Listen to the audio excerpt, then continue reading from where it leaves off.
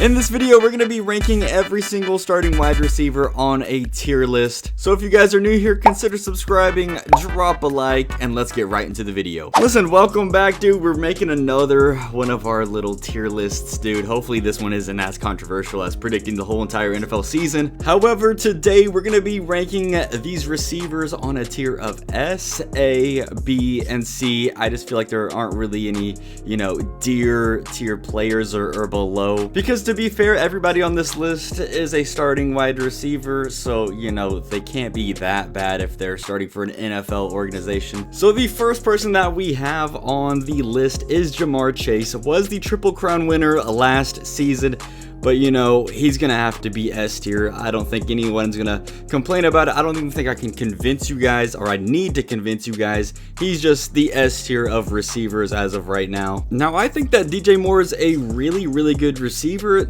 Is he S tier? No. Is he A tier?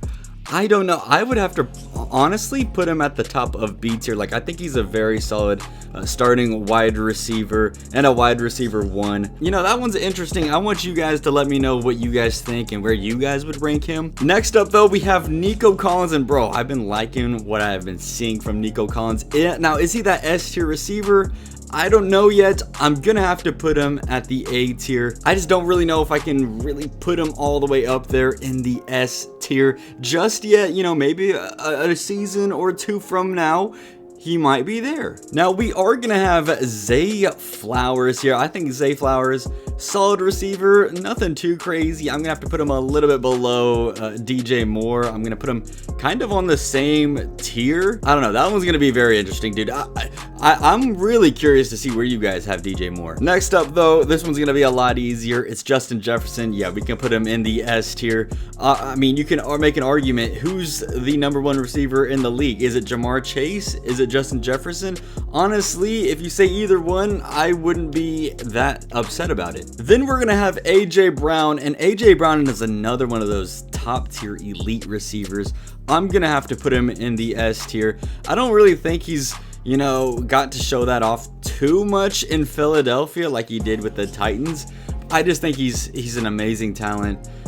One of the best receivers, obviously, in the league if he's going to be in the S tier. Now we have Puka Nacua, which I think he's another really great receiver in the league. I'm going to have to put him in the A tier section. I'm probably going to I'm just going to put him a little bit below Nico Collins as of right now. But dude, I feel like this next year, he can definitely hop all the way up in the S tier. So if we're making a list a year from now and Puka Nacua is in that S tier, bro, I would not be surprised. Ooh, another really interesting one, Scary Terry. Now, would I want to put him in the A tier? I don't know. This past season that he had, definitely an A tier type season. But career-wise, it sucks for Terry because he hasn't really had the quarterbacks other than like the Jaden Daniels who just came in. But hey, dude, if Washington can figure out that contract situation and he can go back out there and they get another season together, who knows? He could jump up to that A tier. I just gotta see a little bit more. Now, Ladd McConkey, this is another guy who had a solid rookie year, dude. I'm willing to put him in the B tier. Honestly, a little bit above Zay Flowers. Again, another player that I'm really looking forward to seeing this upcoming year with Justin Herbert in that offense. Boom. And then we have the dog, Mike Evans. I think he's A tier as of right now, dude. Looking great. He just deals with, those hamstring injuries. I feel like that's every single year. But this guy has been literally the definition of efficient, of great. I mean, it's just, how many 1,000-yard seasons has he had? I don't even know off the top of my head. I just think that I'm pretty sure he's tied Jerry Rice's record for that. I'm not really sure. You're going to have to fact check me on that one, but I got to put him in A tier just for that. Then we have Michael Pittman Jr. I think he's a solid receiver. Nothing crazy, just solid. I'm going to have to put him in the B tier. Now, Amon-Ra St. Brown, dude, one of the best receivers in the league. I'm going to put him in the S tier. I think, honestly, if you have to take a look at everybody, he's the best slot receiver. I don't know if he's at the most explosive, play potential like these other three guys in S tier, but I just think he's He's just that guy in the slot, can get it done, can do all the dirty work. Amon-Ra St. Brown, for me, is an S tier just because of that. Now, Brandon Aiyuk is kind of interesting. I was expecting a really big year last year from him, but obviously, I think he tore his ACL, so that kind of sucks. You know, the 49ers were missing a lot of pieces, but this year, well, going into this upcoming season, he's going to be their wide receiver 1. We're going to see, can he carry that? Because he's had a lot of things with his contract, disputes and everything. So we're going to see, Brandon Aiyuk, can you carry that number 1 wide receiver role? Another guy that I'm looking forward to seeing is Jaxon Smith-Njigba coming up. I liked him. I mean, he's had a couple of really good games over there in Seattle, especially with Geno Smith. I'm going to have to put him in that B tier because I think he can be a really good receiver in this league. Has one great season. Now that DK Metcalf's out of the picture, hey, maybe he can eat over there. There is still Cooper Kupp, but you know, Jaxon Smith-Njigba is probably gonna be their wide receiver 1 on that depth chart. Also, I love me some Jakobi Meyers, but do I think he's on this tier? I don't. I think he's just a solid receiver. He's gonna be our first guy that we're gonna be putting in the C tier. Listen, I kind of want to know, where would you guys rank Stefon Diggs? Like, where do you guys have him? Honestly, for me, I'm gonna put him in like the B tier category, probably right here as of right now. He is coming off a torn ACL. Honestly, wasn't doing that bad over there in Houston, but I don't think that this is the Stefon Diggs anymore from his Buffalo or Minnesota days. Here we go. We have Calvin Ridley. I think I'm gonna get a little bit controversial right here. I don't know. Maybe not. I'm putting him down here in the C tier, above Jakobi Meyers. Well, it's not letting me put him above. Okay, there we go. Putting him above Jakobi Meyers. I don't know. Calvin Ridley, he's still good. He's solid. I don't really know if he's like, if he's your ideal number 1 wide receiver. That's what I'm kind of saying. I've always liked Courtland Sutton. He's our next receiver that we're going to be ranking. Honestly, I'll put him above Diggs. You know, it surprised me with Bo Nix this year because I was a Bo Nix hater, but yo, they really got things clicking over there in Denver, and I'm liking that connection between those 2 players. Then we have Malik Neighbors, dude. Hey, listen, I don't know. You know, you might hate me. I'm already willing to put him up here in that A tier, bro. Even above Mike Evans, I feel like he's just going to eat so many of those targets. He's going to get so many receptions, so many yards. They're going to be down. I feel like the Giants are going to be down in like so many of the games, a large portion of their games, dude. He's just going to get fed. I feel like he's going to have an amazing season this year. And then we have Brian Thomas Jr., who also had a really, really good year over there in Jacksonville. Now, would I put him in that A tier? I don't know. This is where it's kind of weird because I will put him in that B tier, kind of right here. I want to see a little bit more from him, but it's really weird. I know some people might come after me. I just feel like Malik Neighbors is kind of on that another level than Brian Thomas Jr., so that's why I'm putting Malik in that A tier even after his rookie year. We have another guy who's one of the better receivers in the league, Drake London, dude. I'm liking what I'm seeing over there in Atlanta from him. You know, I went to that Thursday night game between, you know, the Falcons and Tampa Bay. He came up huge in that one. I'm going to have to put him, though, in that B tier category. And another guy that kind of fits that mold is Chris Olave. Now, can he stay healthy? That's to, you know, see, maybe Derek Carr is not throwing him those hospital balls anymore, bro. He's retired.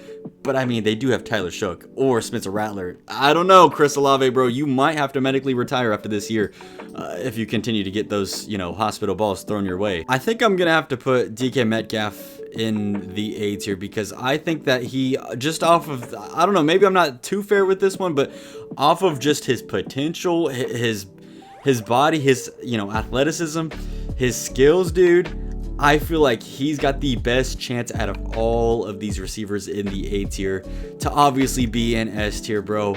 I mean, he's got everything. He's huge. He can run fast. I think he just needs to play a little bit more like his size. You know, he's he could be a little bit more physical type receiver.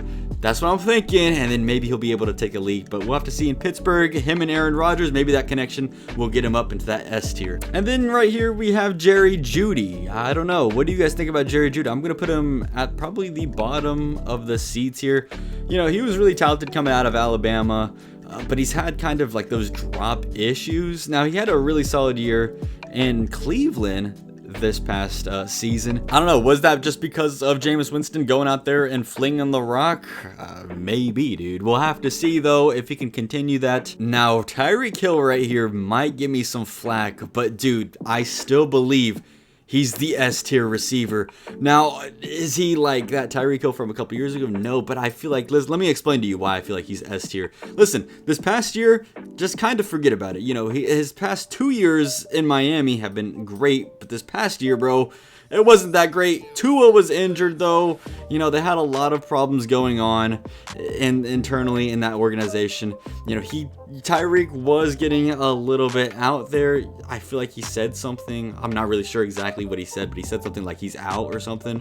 I don't know. He wasn't really in the right mind space, but I still feel like he's elite because he is one of those receivers who you could throw a screen pass to and he could take it 50 yards. He is one of those receivers who could also go deep on the first play of the game and get you a 70-yard touchdown. Now, this guy right here, Marvin Harrison Jr., I think he's a very good receiver in the league. I want to see him and Kyler kind of get on that same page, but I'm going to probably have to put him over here in the B category as of right now. I think he's talented. I think he definitely has the talent to become the A tier type of receiver. As of right now, though, him and his chemistry with Kyler, it was a little bit shaky last year. We'll have to see if they can get things going and get on the same page. Now, Garrett Wilson, dude, I kind of feel bad for him because he's over there in the New York Jets. I'm going to put him in the A tier, though. You cannot question that talent. Rashee Rice is next, and he's interesting because he's kind of facing legal battles as of right now. Plus, he tore his ACL last year. I think he can definitely be an A tier receiver, though. Like, I don't know what's going on with this situation, but I think he can be in this tier. I like, Rashee Rice so much, dude. I feel like he's gonna be, if he can figure out all that off the field stuff, next big time receivers in the league. We're just gonna have to see everything with that, though. CeeDee Lamb is here on the list. Obviously, dude, he's S tier. Probably this is the top 3 receivers in the league: Jamar Chase, Justin Jefferson, and CeeDee Lamb. If you want to say them in any order, I guess you could. But listen, if CeeDee is anything below S tier, bro, you got to go reevaluate yourself. And the last guy we're gonna be ranking today is gonna be Khalil Shakir.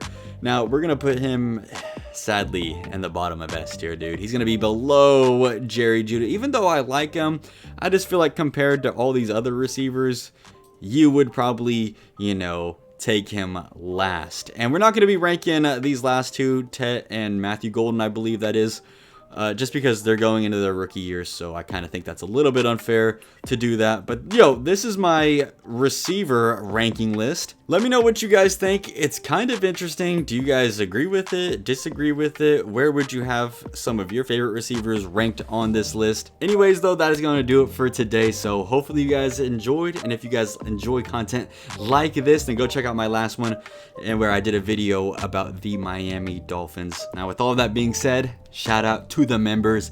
Yeet.